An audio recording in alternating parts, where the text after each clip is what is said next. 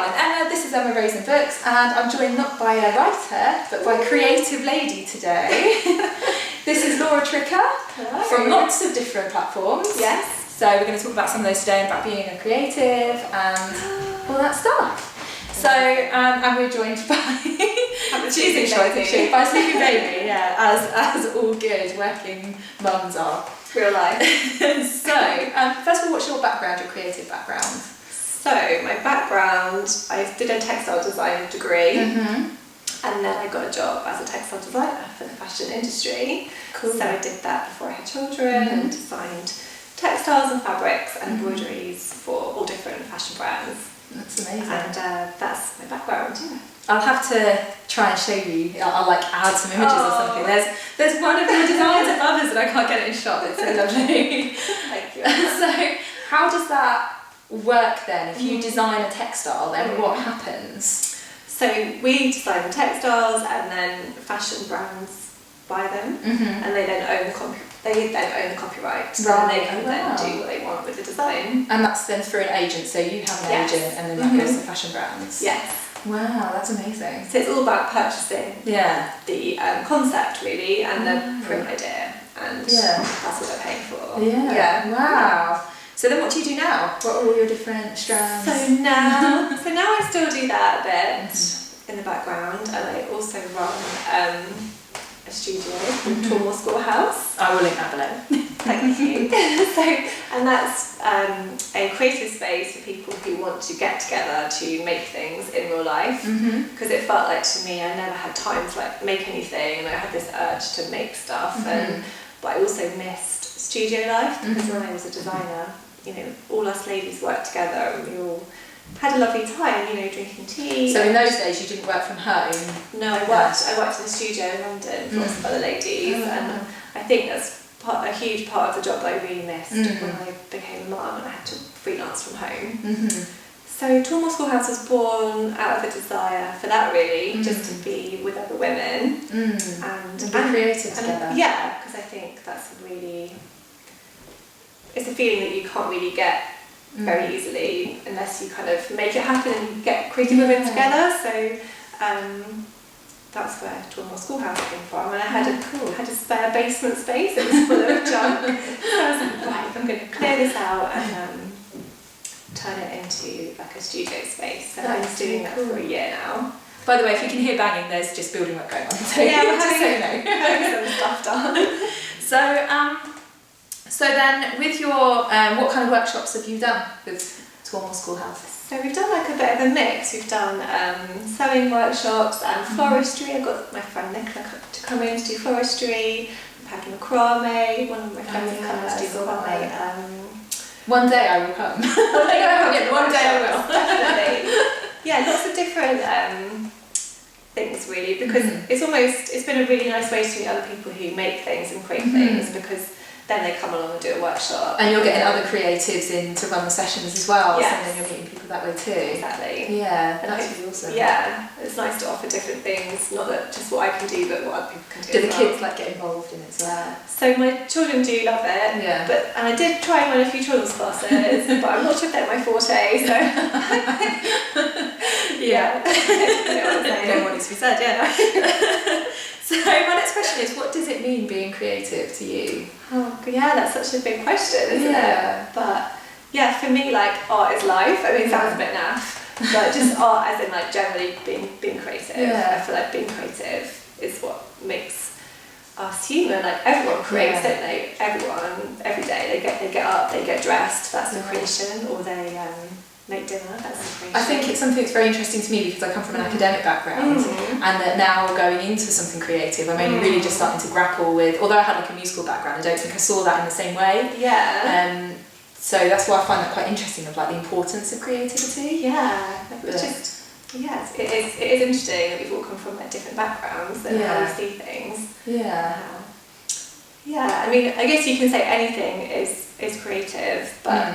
It's just that urge to kind of put something out there, isn't there? And to make something that's yours. And talking of getting dressed, you have a fashion thing as well. Yeah, I've just started running Deal Does Style, which is all about, because I love Deal and I love the women of Deal and how cool they are, and seaside style. Seaside style. Because I'm a bit of, because I've lived here for 5 years, I feel like I haven't quite nailed how to live by the sea.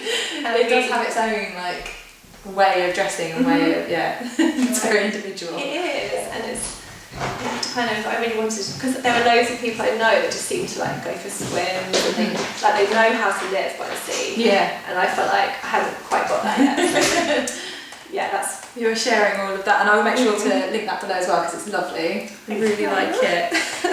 So how do you find it working creative fields? And what I mean is like, I feel sometimes it's a bit different to kind of just going and getting a job. Like you almost have to be creative about the way that you work, if you see what I mean. Yeah, you have to kind of find your own clients, don't you, potentially, and make your own. Or sort of try. It's also very competitive, I think. Yeah, it is very competitive. And when I was at school, actually, they said, "Oh, like you shouldn't do textiles because it's too competitive." But I think you could say that about anything. So do you think that's changed? Because when I was younger, when I used to say I wanted to be a writer, people say, well, then you need to be a journalist because you can't be a writer. And I think there's also that concept of you can really only do a creative job if you've got money behind you because of that, well, you probably won't make it kind of thing. I think that's what they tell people, like, I don't know if they do so much, but they definitely did when I was younger. I think you can do it. You just have to like go for it. Yeah. It just sounds cheesy.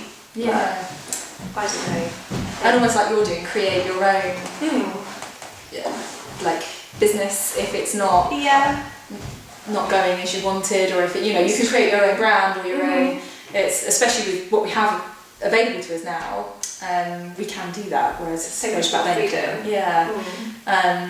It's I think kind of saying I want to be like a textile designer, and then like trying to grapple with that. It's not like, oh, I want to be a plumber, and then you find a plumber. I don't know, it's just different. I think it is different. I think a lot of people are a bit like, oh my god, that's a bit hard to do, but I sort of think it's all hard to do. Like, can you like answer a job ad to be a textile designer? No, so you can't. So I think you just have to, I had to do lots of work experience. Right, and network. I had to kind of meet. But once you've met some people, then it's fine. So I see. I guess it must be the same in all industries. Yeah, maybe. Yeah, again, because I did a science degree, I don't know, you just go out there and find a science job. Yeah. Not like I actually did that, but, So what tips would you have then if someone wanted to enter a creative field? So obviously a lot of people watching my videos are sort of writing or book issue people, but it's also creation. What tips would you have?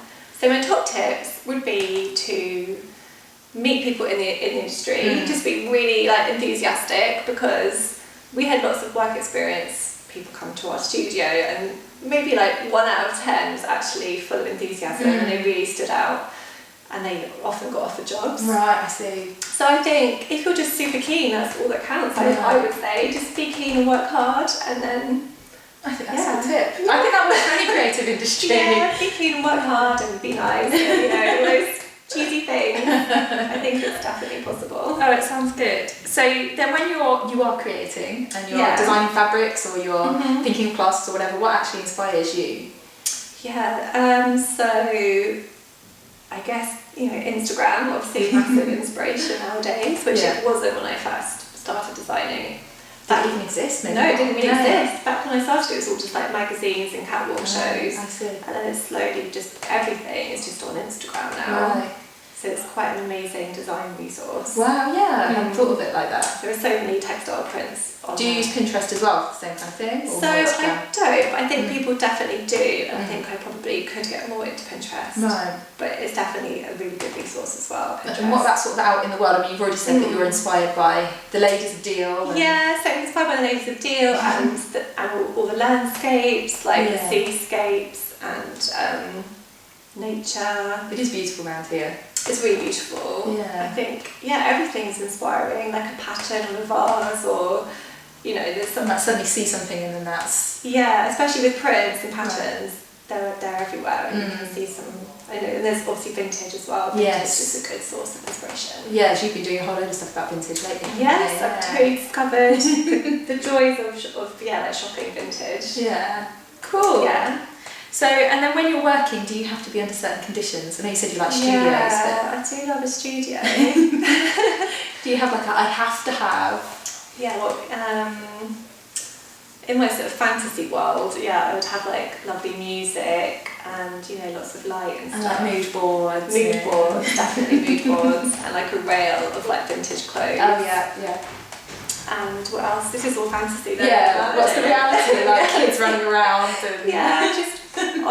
just kids everywhere in night time, like 1 a.m. Yeah. I like that actually. They're like what I actually have to put up with, and what my creative conditions would be if I could. Yes, I mean, come on. One day we will get there, won't we? I know, I'm in the same boat. It's the kids are out quick, do some work. Yeah, it's very short bursts. Yeah, I think, which is good for the creative process because it forces you to kind of knuckle down and so that's been an interesting exercise too. Like rather than procrastinating, being like I'm creative, I can't possibly.